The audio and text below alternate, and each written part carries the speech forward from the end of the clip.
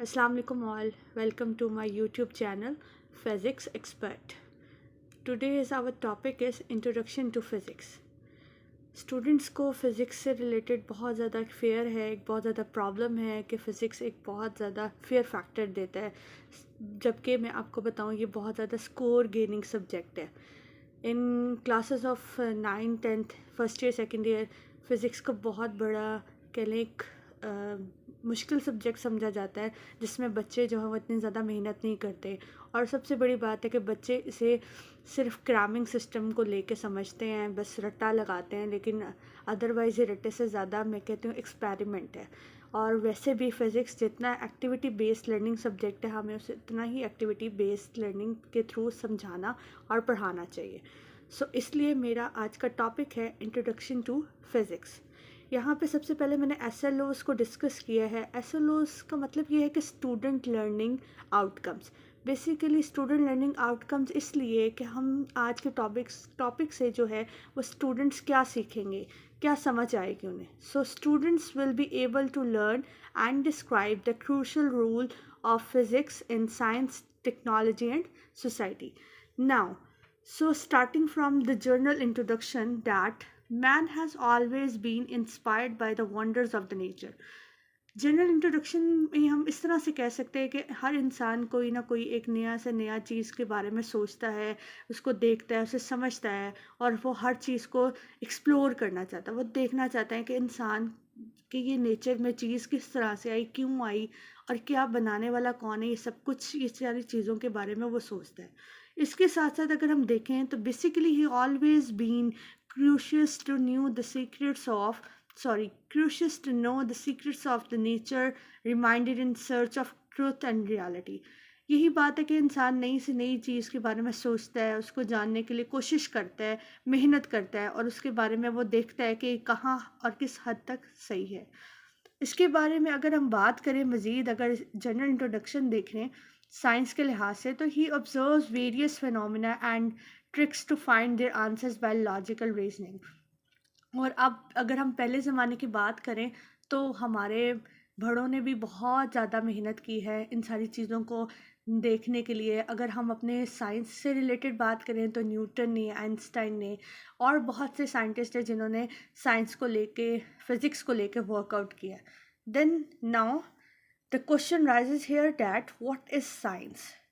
अब हमें सबसे पहले इंट्रोडक्शन टू फिज़िक्स से पहले हमें बेसिक मीनिंग ऑफ साइंस पता होना चाहिए कि साइंस का बेसिक मीनिंग क्या है, बेसिक वर्ड साइंस है क्या हमारे पास। The knowledge gain through the observation and experimentation is called science. अब जो नॉलेज हमें ऑब्जर्वेशन और एक्सपेरिमेंटेशन से मिलता है उसे हम साइंस कहते हैं। Basically science is drive from the Latin word सेंटिया। Many of the student does not familiar with this word or this Latin word sentia, so it means that knowledge.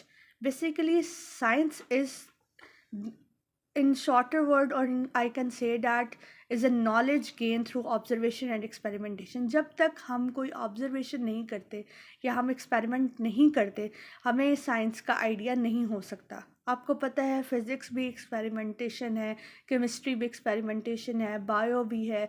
हम different practicals कराते हैं, बच्चों को सिखाते हैं, पढ़ाते हैं ताकि वो उसको सीखे। Next, further moving towards our next topic, which is that is introduction to physics. Now in 19th century physical sciences drive into five distinct disciplines. Divided into five distinct disciplines are physics, chemistry, astronomy, geology, and meteorology. These are the five distinct disciplines that will be described here. You can see that. Now here is a question: what is physics?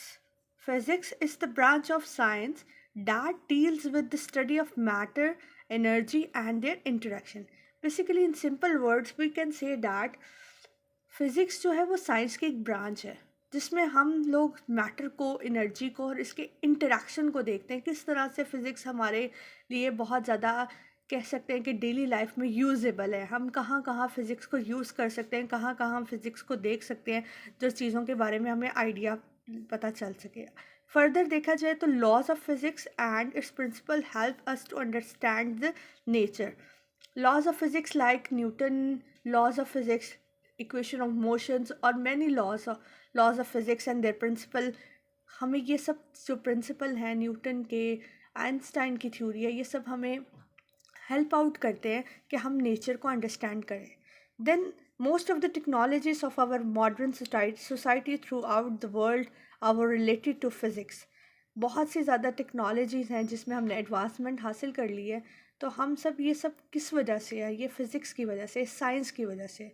Now daily life examples are a car is made on a principle of mechanics and refrigerator is based on the principle of thermodynamics.